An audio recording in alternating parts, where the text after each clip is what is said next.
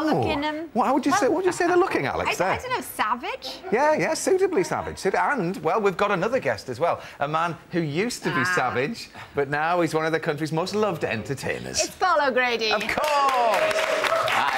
All right. It's always lovely to have you on the show. It's a pleasure to be. Do you know, when I come here, I always seem to be doing like 10 jobs in the day, and I'm always on a motorbike, like a maniac. Literally 15 minutes ago, I got off the bike, was flung in.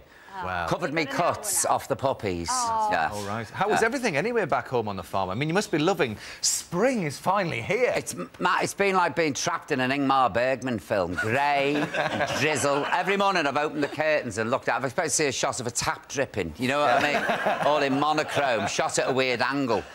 And the difference, the difference in people, you know, when the sun comes out. And your pigs will live in the sun? Oh, they're out. They have a mud bath and then they lie in it, and I go out and put suntan oil on them in case they burn. What? Yeah. Oh, you've got to do that. Oh, yeah. People, and they smell lovely. Oh, yeah. I bet they do. Lovely and coconutty. Yeah, I'll cover them in it. We'll tell you more about that later as we go through. Now, Paul is hosting the British Animal Honours tomorrow. It's a new show which recognises the achievements of extraordinary animals and, of course, the you to name and shame your pets tonight. Now, apparently, this is one of the latest internet crazes. It's called... You're not keen, are you? Well, it's called pet shaming, and we've got some examples. Have you heard of this, Paul? No. Yeah, I'm not quite sure, but anyway.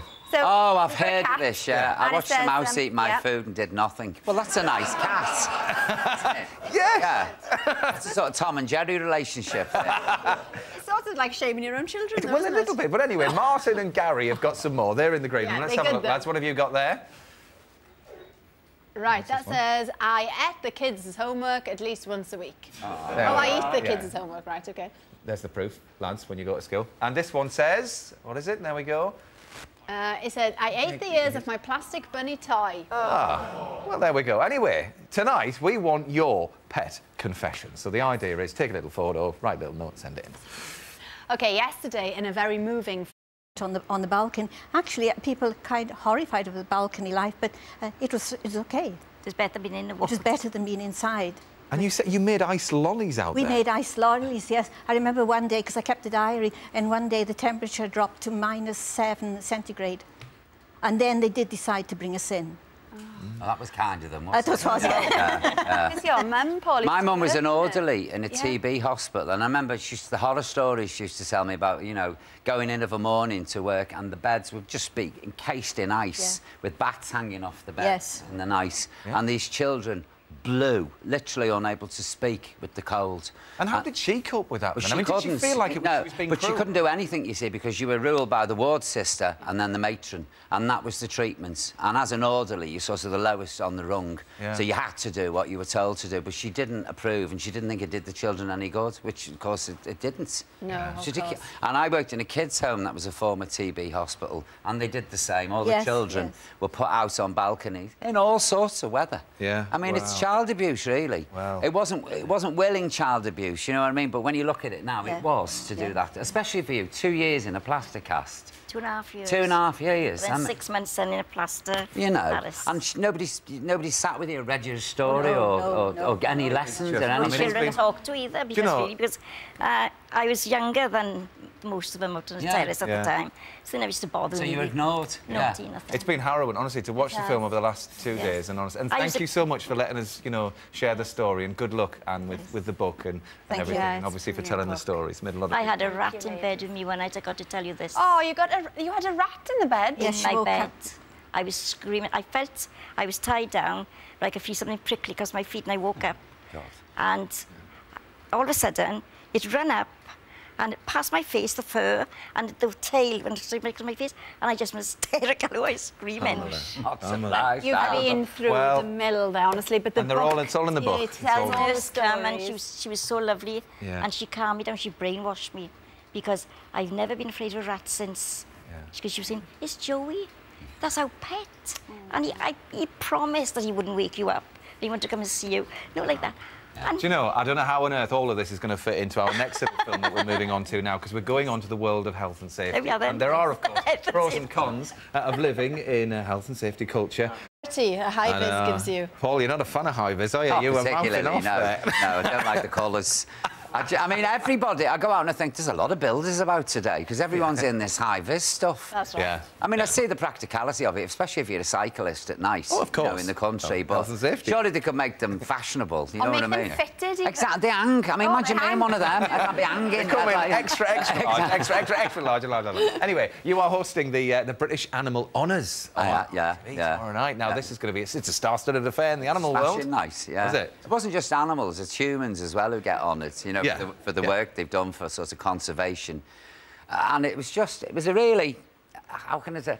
It was good for the soul, you know what I mean? It really was to be there and see all these marvellous animals and the effect they've had on people. It was incredible. Well, tell us about Owen and Hatchie. Oh, little They're Owen. a lovely couple, aren't they? He took a little cracker, that lad, little Owen. Fell for him immediately, you know. This is the Braveheart honour. This is the Braveheart, yeah. Now, Owen's got a dog called Hatchie, who's got 3 legs because he had an accident on a railway line and the train ran over him and he had to have his leg amputated. So the two of them together to see this, I mean, this dog is huge, and you've got little Owen there, and he's in his wheelchair, and they adore each other. Well, I tell you what, let's meet them. Let's see what a difference Hatchie has made to Owen's life, and his dad and his stepmom. The confidence in Owen has grown considerably since Hatchie came along into his life. Hatchie's a great dog to me, and he likes me too. It's made him feel like he's not that different from everybody else and that he has the right to a great life just like anybody who doesn't live with Schwartz-Jampel syndrome. He's awesome. Well, that brings a tear to the eye, doesn't it? Alex is gone. Aww. Alex is gone already. You've watched the programme, then you'd be in pieces. I mean, he's such a brave little lad, you know, and this relationship between the pair of them. Because he lacks in self-confidence, doesn't he? Completely, and he felt everybody was staring at him. And, of course, when he got his dog, people were staring at the dog, and he blossomed because he didn't feel like he was the centre of attention anymore. Yeah. You know, and this dog's so laid back, you know, and it was just a great relationship. Yeah. And as I said, it's good for the soul. Yeah, but I mean, the stories, all of the stories of the nominees are incredible. I mean, how do you pick a winner? It's tragic, isn't it? It is. I mean, there were so many. You know, there was the homeless guy with his cat who transformed his life. Who we've had on here, haven't we? Yeah, that's right. Yeah. I mean, the cat, the Moggy high-fived me when I went in. I thought, don't believe this.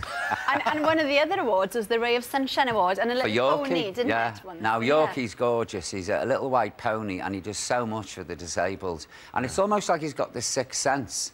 You know, he was different with me than he was with somebody else because he was more delicate with somebody in a wheelchair. You know, it was incredible. These animals, the stuff they do. Well, Alex and I have already been introduced to Yorkie, and one person who really loved him was a chap called Michael. So let's hear from Linda from Springbridge RD and Michael's carer, Shirley.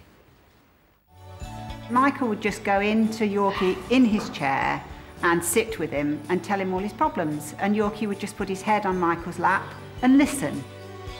Michael would arrive and we'd get him on the cart and off they'd go around the local village. Michael lived for Yorkie. Yorkie took away Michael's disabilities. It was lovely to see. You've got to keep it rolling. Such a sad story, Paul, isn't it? Because Yorkie the pony was even at Michael's funeral. And stood outside the church going, you know, the noise horses. Whinnying. That's it, thank you. Yeah. You know, like a lament. It's so sad, isn't it? Yeah. But it just shows you what animals are like. You know, there's more to them than what you see. Yeah. It's the sense of just wanting to be with you and helping you. Just like my Eddie at the moment, he's supposed to be going in to be spayed. And, of course, he knows he's going in, so he starts vomiting. I say, he can't come in today, he's sick. As soon as I say that, he makes a miraculous recovery. And honestly, there he is. And he's vainer than Simon Cowell. He's in the mirror all the time looking at himself. I mean, he really is. Lovely, though. Oh, he's a cracker. I'm mad for him. Mad for him. You did just mention at the top there as well, it's not just the animals that get the award. No, it's not. It's lots of humans. It's a wonderful couple as well. On the Isle of Skye with the otters. Yeah. They've done remarkable work up there. You know, they adopt orphan otters. As soon as I heard that, I thought, right, I'm going up to Skye again. But it's been a long time since I've been to Portray. It's about time we went up, and they do remarkable work. So this is Grace and Paul Youngson there, yeah. So you're going to go up and see them then, are you? Oh, definitely. I love Skye. I love the Hebrides. Lovely place, isn't it? Wonderful. Yeah. Well, Paul, you're sort of becoming the go-to man for animals. Well, I am, you know, this is it. No, I'm sort of Dr. Dolittle, you know.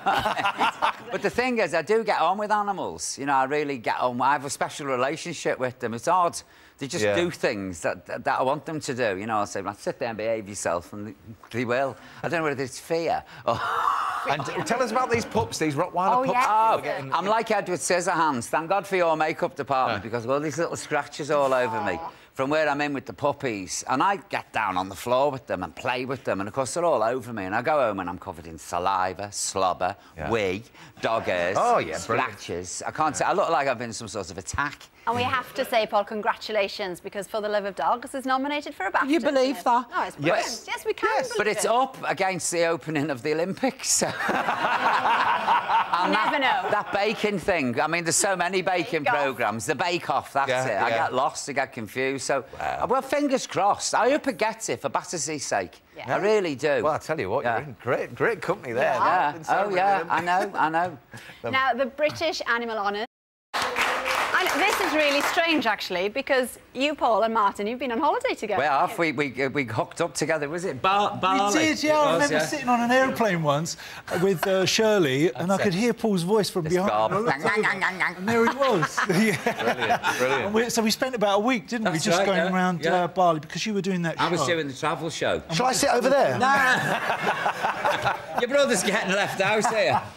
That was a lovely 3 or 4 minutes there, though, because you two, I mean, you were just... Yeah. And Paul, were you a fan of Bali? Because you were more Northern Soul, weren't you? We were, Northern Soul, because it was all, you know, they had the Wigan Casino, and I remember we used to go to the All Nicer. Yeah. And they didn't sell booze, you know. And my mother said, what's he up to out all nice? And I'd be accused of all sorts. And it was so innocent. You go and dance, you take a change of clothes. Your bowling bag. Yeah, your bowling bag, You're like tough, you know, going in your bowling bag up to Wigan. And then we go in a cafe in the morning and have something to eat. Brilliant, yeah. And it was really, and it was great music, wasn't it? It was fantastic music. Absolutely. Camaraderie. Yeah. Did you preempt the whole goal? Martin's cat Smudge eats spiders and leaves bits of it around the house. It's not his cat. No, is it your cat? No, it's not my cat. Well, this one is coming from the... Greedy dog from South Wales who's eaten a slab of butter. That can't be good for them, Paul. My dogs have had a slab of butter. It's not the going in, it's the coming out. You pardon it. Very nice. Well, Labradors eat anything, don't they? Please. Yeah, well, we've got one. They're 109 stones over there. But anyway, now... And speaking of documentaries, your documentary, Paul, on Gypsy Rose Lee, it couldn't have been further from the boys' documentary, could it? I had 2 weeks with strippers of all shapes, sizes and ages. Well, yes. We got the wrong job, didn't we? You have. I met Gypsy's son, I met Miss Mazeppa, Faith Dane, 89, still bumping and grinding and blowing the trumpets. I was in 7-11. And you were bumping and grinding. Oh, what? As well, yeah. Oh, yeah. Oh, you're not showing me bumping and grinding. Bump. And without me saying anything. Grind the coffee. Other way, we're going to bump the orange, bump the apple, and grind the coffee. Oh, I wish school had been like this years ago. I tell you, I'd never have stayed off. Brilliant. I loved it. Don't lie, Paul. Like the Rocky Horror Show. Let's park that there, because it is time for... Like to shame them. Paul has got one first one there. I've got Harley Hogs and a Moat when the One Show is on, and that's from Rob and Fiona in Taunton. Good. And there's Harley, a Chihuahua. This is quite similar to the last award in I Like to Bite. Are you a fan of a parrot? Oh, yeah, I'd love a parrot. Yeah. So you're more of an owl man, myself. Oh, I love owls. Listen, I've got 4 barn owls, and it's like Hogwarts, because I'm going to be found on a documentary sat there on the sofa covered in owls. They're a hoot, aren't they? They're a hoot. Yeah. Yes, come on. Brilliant. I think we should maybe leave it on that note, don't you? Listen, it's been brilliant. Honestly, thanks to everybody for coming on. Thank you. Paul, the British Animal Honours are on ITV tomorrow at 8 p.m. Yes, and thank you as well to Gary and... Before we go, very quickly, what would they say, your animals, on a sign? I ate his socks and underpants. What a note to finish on. Lovely. We'll see you tomorrow. Yeah.